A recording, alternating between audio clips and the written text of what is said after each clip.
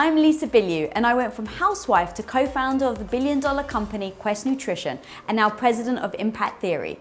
Our mission with this show is to empower you and all women to recognize you really can become the hero of your own life. Welcome to Women of Impact.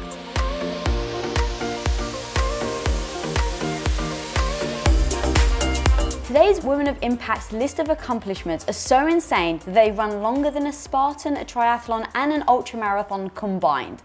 From 3-time fitness world champion to flexing her muscles on 10 magazine covers, to building $1 million business, to taking the stage as a TEDx speaker, to a #1 best-selling author of A Tribe Called Bliss, to hosting live events and conducting online courses, to the founder of the Bliss Project, and last but definitely not least, the podcast creator and host of Earn Your Happy, which constantly sits at the top of the iTunes charts. Yes, it is safe to say this woman has more energy than a venti Pike Place. And guys, this is all while she's still in her 30s. But to paint her by numbers, like one of those coloring books you get at Sizzlers, is to miss the most impressive and awe-inspiring thing about her. It's the details that you don't see that really make up the one-of-a-kind masterpiece that is this woman.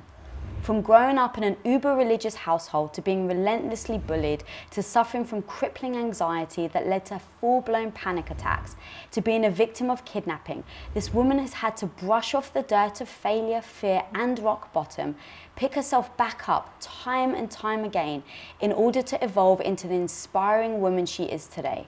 So it is with my absolute honor to introduce to you one of the most humble women I've ever had the pleasure to meet and call a dear friend, Lori Harder. I'm so happy to be here. And so I want to start in talking about fear, which I know is a subject that you love talking about. And all these things that you have accomplished, I'm sure you've had to attack your fear. So standing up on stage, posing in your bikini, going for all these other jobs, getting rejected, getting bullied, all these things. Talk to me about how that fear penetrated you and then how you didn't allow it to paralyze you. Oh man, well, first of all, thank you so much. But fear has been something that when I was younger, I really believed it was something that you avoid, or there's something wrong with you if you feel it, because that's just, I think that's what I kind of heard in my family. And I think at the time it was, if you can remember back to like magazines and shows and interviews, they never told you about the scary part. It was always like blowing up their accolades and talking about how great they were. And when I started to learn what it actually felt like when people started sharing with me what was actually going on behind the scenes, it empowered me to say this is normal. Because what happens is we get stuck in I'm anxious, I'm nervous, I'm so scared. This is not normal. You're not normal. You can't do this. So as soon as the conversation started to switch to, oh, other people have said this is a normal feeling for them. And what happened is there was a point in my life where I had such debilitating anxiety. I was so nervous and I was like, I'm too nervous to be able to go do this interview. Okay. So I'm going to go to a doctor and see if I can go see a therapist and just if I could talk through what's going on, because I was getting panic attacks around anything where I had to do an interview, social anxiety if I was in a group of like 3 or 4 or more, and I would have to even just talk.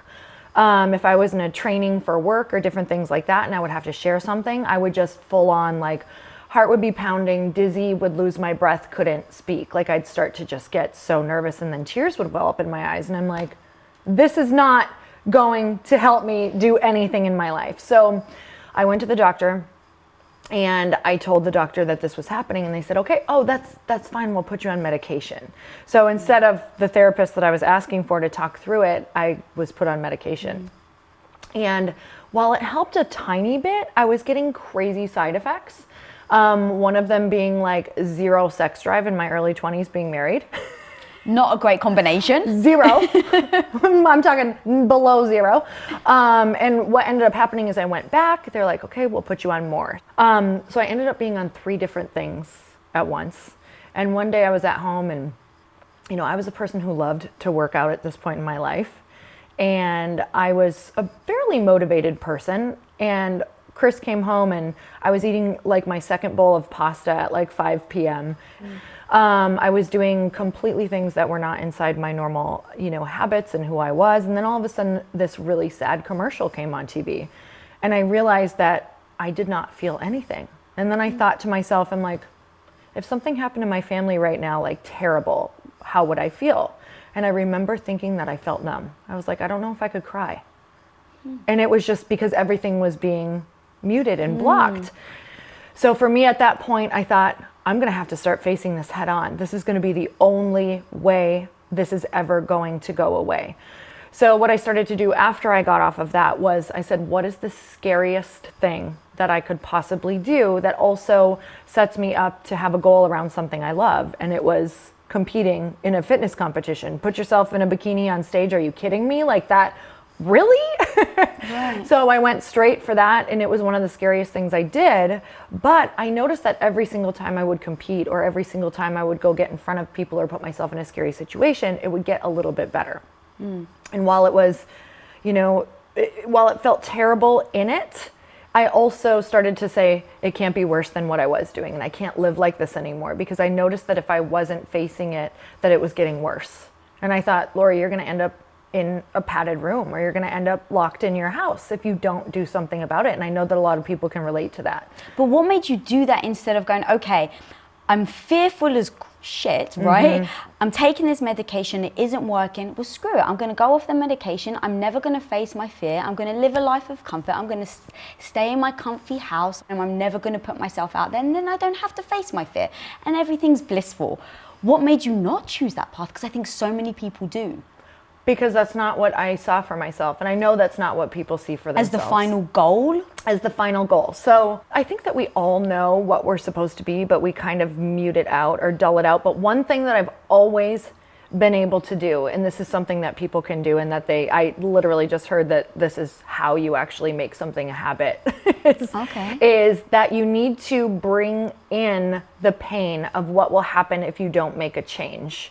So for me, what happened is I started to bring in the pain of the future. So fast forward to the future and bring in the pain of 1 year if you don't make a change, of 5 years if you don't make a change. Then I've always done this thing where I go to my deathbed and I always say, how am I going to feel if I know that all of these gifts and this potential that I can see, that I get visions of, are not reached on my deathbed? And I go all the way down to whatever you believe, whether you're religious or whether you believe in energy, whatever that is. At the end of your life, when you're looking over everything, or when you meet your creator, whatever that looks like, are you going to say, you know what, I just really felt like you didn't give me everything I needed for this life? And we know that's not truth. We know that's not truth. So for me, it's always been to bring the pain into the present moment, but then you also have to bring in the reward into the present moment of if you face that fear. So give me an example. Okay, so I just did spoken word this last weekend for the first time ever on a stage of 1,100 women. Like, why not do it that way? My friend had an event, and she was like, Lori, I want you to speak at my event. I was like, of course I'll speak at your event. I would love to. And she's like, but you're not going to speak. You're going to do spoken word. What I had to do for that, though, was I couldn't think about, what would happen if I failed. It was like I had to think about how fun it was going to be, how excited I was going to be when I got done. I had to think about what I would open up if I did this. I had to think about, oh my God, my whole life I've wanted to perform. And then what I also had to do was say, if I don't do this, how will I feel? Like, what if I never got the opportunity to do this ever again? What if someone said you can never, ever share your poetry, you can never sing, you can never get on stage and perform? And I was like, oh, that feels terrible. Like, that was awful, because I know that fear is the X that marks the spot to a treasure beyond anything you can possibly fathom. I had that quote down for you. It's freaking genius. Like, it's everything. So I'm telling people now, because what I'm doing, I have no idea why I signed up for this, but I did. But I'm going to all of my fear places. That's like, we know where they are. We're just avoiding them. Everyone watching this, like, literally knows, oh, that's scary for me. Oh, public speaking, that's scaring the crap out of me. Oh, asking that woman to connect, that's scaring me. If you want to accelerate your life and have a life beyond your wildest dreams, it's all of those things. All you have to do is go to that one, and that. It doesn't matter the rejection. That's a part of it. Like, rejection is so powerful and so beautiful. It's really fast feedback. And you feel it, and you know. And a lot of my rejection has spurred on, that's okay, they can't see me yet. Like, that's okay. They can't see what's in here yet. I can see it. Like, you have to keep saying that to yourself over and over. And you also have to say, that's okay. This is new for me. Like, it's going to get better. You have to allow yourself to be a beginner. Like, no, it's not going to be polished. It's not going to be awesome. And you're not doing it for your mentors who are up here. You're doing it for the people who are here looking at you thinking, you know, wow, she's just a couple steps ahead of me. And you're blazing that trail for them. So I think that we get it really confused with, you know, when I was about to do spoken word, it was like, oh my gosh, well, I have all these like people that I love, like I'm obsessed with InQ, and you know, it's not like his, and why can't I be that good and that polished? And I was like, I'm not doing it to be like that. I'm doing it to be my version, and I don't want to compare myself to that. I want that to inspire me, but I don't want it to make me feel stuck. And that's just, it becomes so overwhelming, right? But just reframing, looking at through a different lens, I think can make all the difference in pushing that fear down. So what do you say to people though that, let's say, make excuses? Because I think sometimes they don't realize it's the fear that's actually driving them. And so they'll use an excuse, and then even sometimes the excuse is valid. Totally. So what do you do if you got advice in that situation where you could use all the excuse in the world and other people don't even understand? But the truth is, if you really dig deep, it's the fear. I say no matter what in life, you literally are going to have pain. You are, no matter what.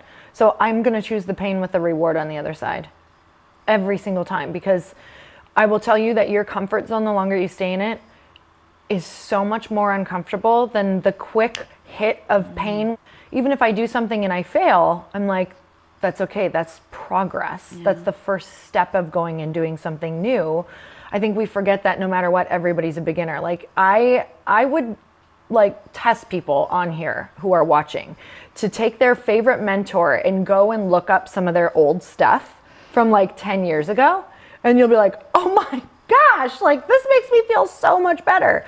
But it's so important to do that, because now we're comparing it to like they have this team of 20 and they're polished and it looks amazing. They have all this help, and you're like, yeah, but at one point they were, you know, on their phone or computer, like alone in their house with some bad lighting and bad hair, and it was absolutely amazing. And do you think, I mean, I guess from your content that you do find that very important to show other people. So in with your first spoken words that you released, you do a whole, oh God, I don't know what you would call it, like I guess an intro on how nervous you are about doing it. And then you go into it, and it's like something switched, and you sound so amazing, and you sing, and it's beautiful. And then the second you're done, and you're like, oh, thank God I'm done. Oh my God, Jesus Christ. And like it was hilarious and beautiful all at the same time, because it was an incredible glimpse into seeing who you really are, and seeing that you're human just like everyone else. And you could have edited that. You could have taken the first chunk out, and you could have taken the end part out. And as a listener, I would have gone, wow, she's perfect.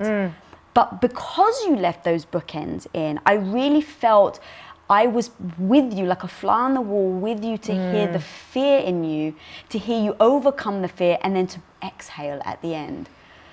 So can you, what was the reason, I mean, what was the reason behind doing it that way, making yourself vulnerable, right? Because showing that you're not perfect and that you did have to hold your breath is extreme vulnerability.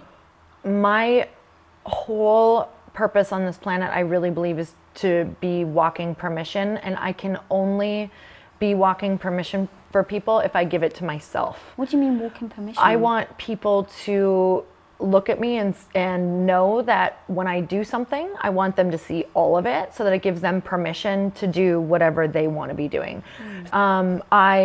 This weekend I cried on stage before I did it, because I just got so nervous and so overwhelmed.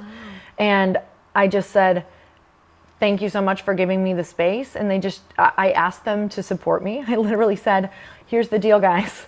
I can't do this without you cheering. I'm like, so even if you're faking it, please cheer for me if something resonates or hits you or you understand something.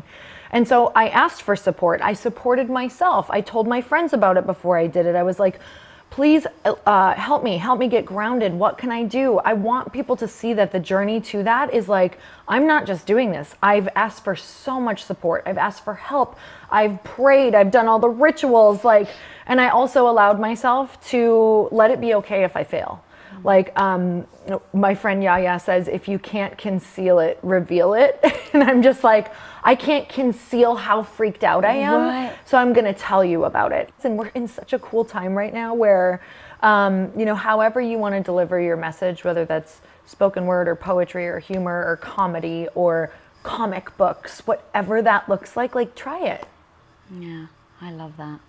I want to talk to you about identity. I'm a little obsessed with it because growing up, I definitely thought, you know, from my Greek background and my heritage, you're supposed to be a certain way. So I identified with being, you know, a Greek girl that was going to get married and have kids and support her husband. Yeah. Even though deep down I had massive dreams. Like I was telling myself, I want to win an Academy Award for directing. And like I had all these things, but it was almost like two parts of me, the dreamer and then the reality. And I separated them for the longest time. And then as I got older, I was like, well, hang on, I don't have to be this. I don't have to be this. Then I went into Quest and my identity was Quest. Yep. And then making that shift was very difficult. And then into Impact Theory and then making that shift again. Like constantly evolving is what I strive for. But it's hard when it comes to identifying who you are yourself and then how other people identify you. This is so good. So because you've had so many evolutions, talk to me about that and talk to me about how you were able to either shut out the noise or embrace the noise of what your identity should be versus what you want your identity to be. I don't know why it's making me feel emotional because I understand the transition from tribe to tribe to tribe to tribe because you are breaking a contract. You're breaking a contract with that group of people. You're not acting the way that they expect you to, which means that you're going to probably be kind of cast out or criticized because criticism is the fastest way to make someone act the way you want them to act, right? Like if I was to criticize someone, it's the quickest way to shut someone down and be like, no, come back. So that's what we're afraid of. We're afraid of being criticized, especially our character. So that's one thing that's important to know is when you're criticized, it's someone trying to control you out of fear. Wow. I've never heard it said like that before. That's really freaking powerful. So if we can know what's coming, if we can know what's coming and what is normal, we can also know that it's going to eventually bypass, and you can also learn how to support yourself around it. So for me, I know that criticism is going to come when I branch into something new, but I also know that I can support myself and get the people around me who are going to help me if criticism comes, or they're going to give me more feedback about what I desire to hear, or they're going to help me in the transition. So like with the spoken word, when I knew it was coming, I'm like, I am scared to death of what people will say. Like, what a fraud, like who is this person? Why is she doing this? Like what in the world? Where did this come from? Does she think she's actually this good or whatever that looks like? Who knows, right? Those were the voices in your head. Yes, absolutely. So what I did is I did my first one in like a very small group of like very close girlfriends. And I was like, here's the deal. I'm going to do this, but I don't want any feedback yet. I'm too raw. Okay. I was like, give me a couple days, just tell me the good stuff, and then I'm going to come back and ask for the bad I stuff. love that you are so self-aware that you knew, I want the truth, because you don't want people BSing you. Yes. But you don't want it right there and then. I love that. No, too raw. And I say this at events too, like when people do big events, because it's so soulful, when you're doing something that requires so much of your soul, like you know that feeling, you're like, I just exposed my soul. This is a part that I've kept so private for so long. So, you know, when people do events or when I do events, I give myself 2 to 5 days before I can hear any feedback. You're just not, you don't have the willpower and the, like, you're too exhausted at that point, I think, from just putting it out there and the fear. So supporting yourself around what you want to do is so vital.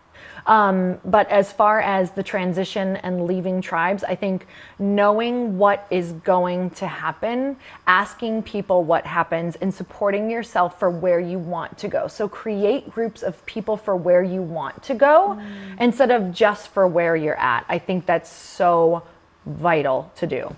And you do that before you leave the current tribe? Yeah, absolutely. Absolutely. Because what happens when you're like, wait, is this normal? Oh, I just got criticism. Is this normal? You can go ask that person. Of course this is normal. This is to be expected. Here's what's going to happen now. People are going to say this, or it's going to feel this way. You know, there's going to be this point where you're going to feel like there's a free fall. It's going to feel awful. You're going to wish you didn't do it. You're going to have vulnerability hangover. You're going to be like, what the heck was I thinking? And then you're going to keep going. You're going to do it again. So that's why I think it's so important to do that, is to have those people who are ahead on that journey to tell you what it looks like. Or one of the biggest things is to think that it's supposed to feel good. Because I think that thinking that your journey to who you want to be, that it's going to feel good, is one of the most disempowering beliefs we can possibly have. Like, it doesn't feel good. And I think that's powerful to know. Yeah. It feels like a stretching beyond anything you think is possible. It feels like massive self-doubt. It's painful. And that's what it really looks like, and that's what it really feels like. All right, well, what if you're in a tribe and the people in there you just love, but you don't think that that's for you anymore, and they're trying to keep you? They're giving you the negativity. You're never going to make it. What are you doing? Stay with me. Whether it's a boyfriend, or you get so many scenarios like this. And I think it then becomes hard for people to leave, because then they have to make a choice. I have to leave behind these people that I love. What is it going to be like? So even if you dabble into the future, like you said, like try on some things and you like it, how do you suggest people make that choice with like leaving the people that really like their heart is connected to, but the actual thing itself they're no longer connected to? I've done this a lot. And there's also a point that you have to look at where if you're getting criticized or people don't want you to grow, there's some pain there. So while you feel love and while you feel comfortable, there's also a pretty good amount of pain that is happening now, and that will happen if you don't become the biggest version of you. So I think that something that I always tell people is to start crowding out your life with really good things. So you can invite them along. And when I think I always think of this with health and fitness, you know, when you want to start getting healthier or lose weight or whatever that looks like, it's never that you want to say you can't have anything anymore. But what you want to do is fill your plate with so much good stuff that there's not that much room for the crap anymore. So I look at that in life, like put so much good stuff in your world, and with the next level stuff, events, connections with other people, networking things, you know, putting classes, whatever that looks like, podcasts, books, fill your life with so much next level stuff that you actually don't have that much room anymore for the other things. And yeah, they'll say, oh, you don't have time for us, you don't have room for us. And you can say, come with me. There's always room for you if you come with me, but this is where I have to go. Like if I don't do this for myself, and that's a real conversation too. I think what we forget is to have these conversations. You know, like crystal clear communication. Like if I don't do this for myself, I know that I'm going to be so unhappy. So I would love your support in this area, asking for it. And the thing about tough conversations is that you don't just have them once. You have them 5, 10, 15, 20 times. Like all of the things that have turned out well in my family was from these conversations, but we had them for 5 years straight. You know, it was like, no, I really need your support. I know that this is how I was, but this is where I want to go.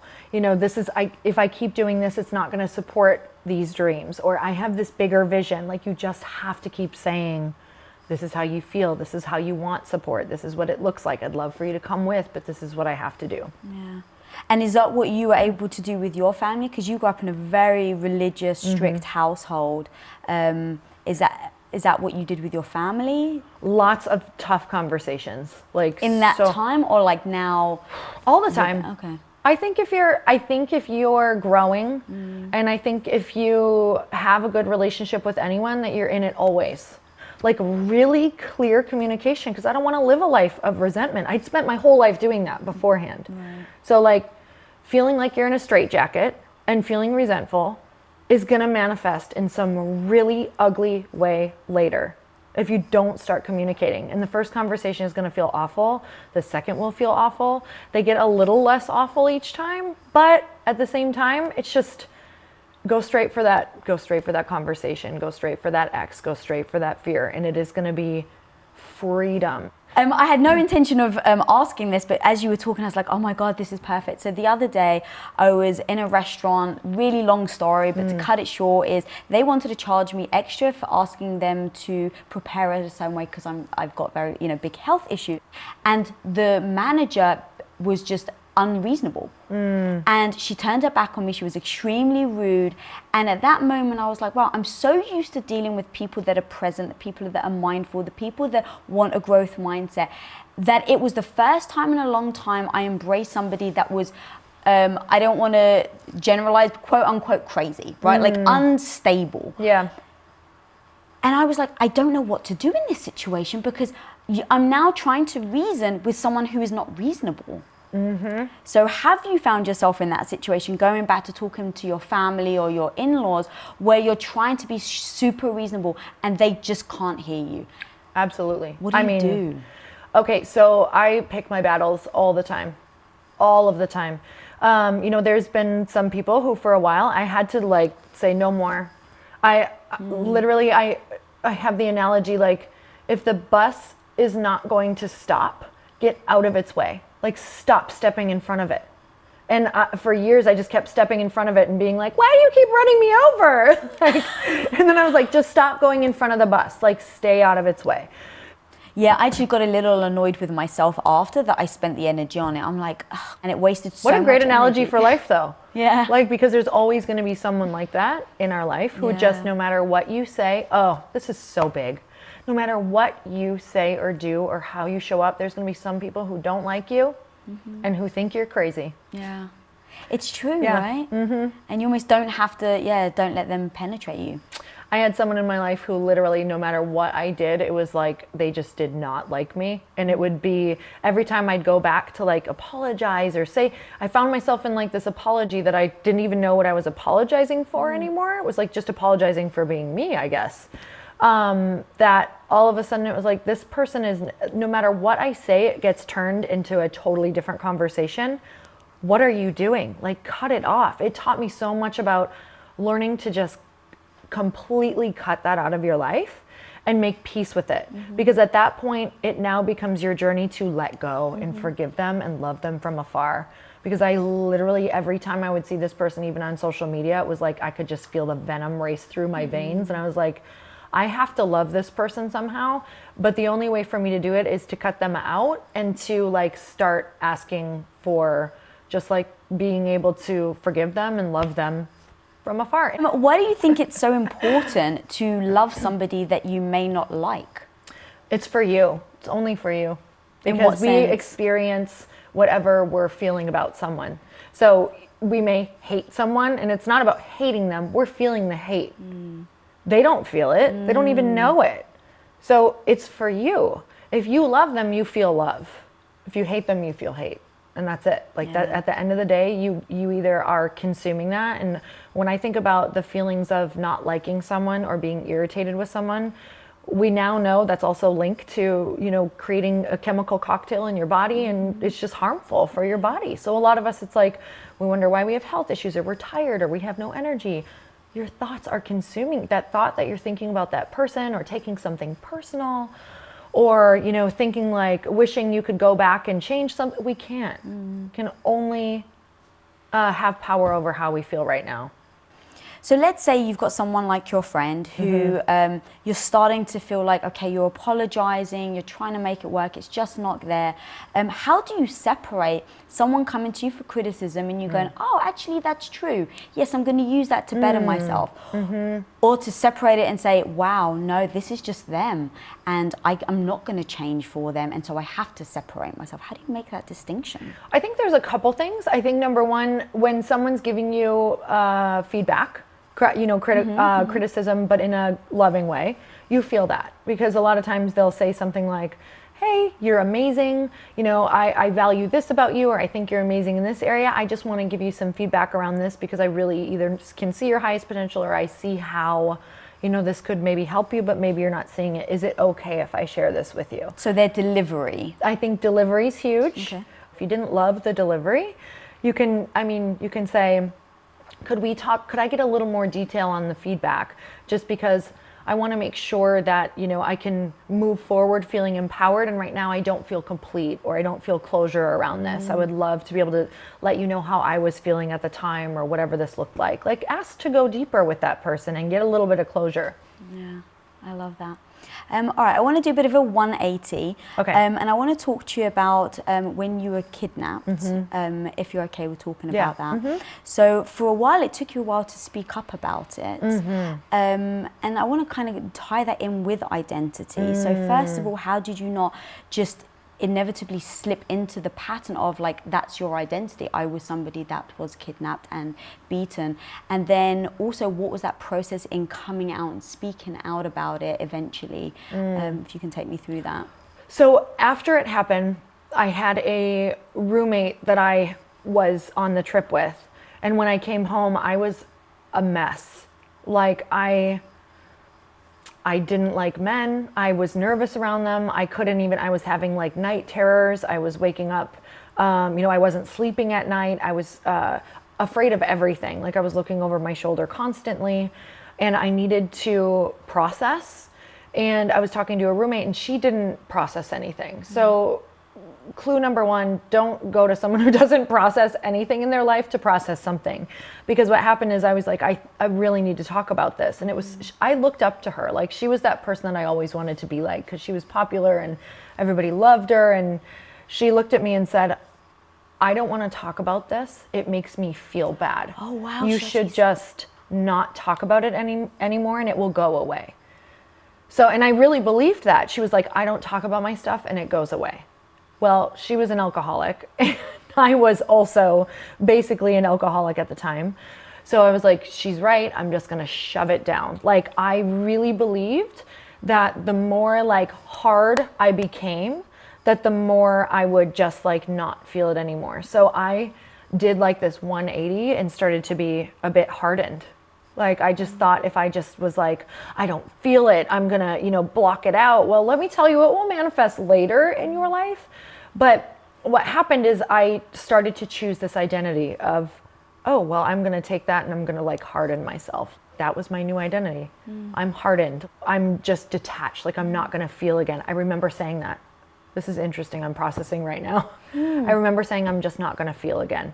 Well, that didn't work out super awesome for me because I never really connected with people much after that for a while. Did you always take pride in the fact that you're like, I'm a hard ass? Totally. And I think that that's a protective mechanism that we do. So instead of going into victim mode, I was like, you just don't feel. Like, you can do any of this. You can work 3 jobs. You can work hard. You can, you know, your family can be mad at you for leaving the religion. They don't, you know, or they're not wanting to talk to you, or they're upset with you, or whatever that looks like. And I'm like, I just don't feel. I was having boyfriend issues and all these other things. I'm like, it's okay, you don't feel. Interesting. So how did you recognize that that was actually becoming extremely detrimental to your future? And then how did you get out of it? Well, that didn't happen until much later. I think I started letting in, like, really the first person I really let in after that was my husband. And Chris, like, has to process everything. Like, he actually, his mom went to school for psychology, and like Chris has like processed his whole life. Like, so he comes in my life and he says to me, because the first time we get in this little fight, he's like, if you leave, don't come back. He said that to you? Yeah. And I was like, okay, watch me. So I like pull out of the driveway and I pull down to the bottom of the driveway and just sit in my car. That's amazing. And I'm like, crap, I think he's serious. And so I just sit out there like trying to be stubborn, right, to not feel. And I'm like, he's really serious. And he kept on giving me this ultimatum. He's like, if you leave, I do not come back, because I will not put up with this. He's like, how do you ever expect to work through a problem? So I had to start just like, I would flee, but flee to like a bedroom. So that was the first step in me being like, okay, we're going to just face this head on, because I've never faced a problem head on. In fact, looking back, I remember watching different people in my family flee from problems. My mom leaves, or my dad leaves, or close the door, or shut this, or whatever that looks like. And so that's what I learned. Like, you just slam the door, you don't deal with it. And So when he started doing that, like so confrontational, I was like, the last one failed. This one's going to fail if I don't start at least listening. And so that's when I started saying, okay, I'm going to stay here for it. And it was years and years and years of that. I would be lying if I told you I still don't want to leave. I still want to leave. Because that's just like innate in you. Yes. I still would rather just leave. But then I'm like, wait, I'm choosing suffering. This sucks. Yeah.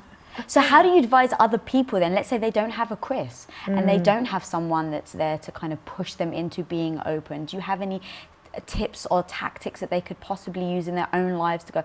Because I'm sure someone listening or watching right now has had some form of what you've been through, whether it's abuse at home or something else, and you're resonating with them, right? And they're like, yes, I've hardened.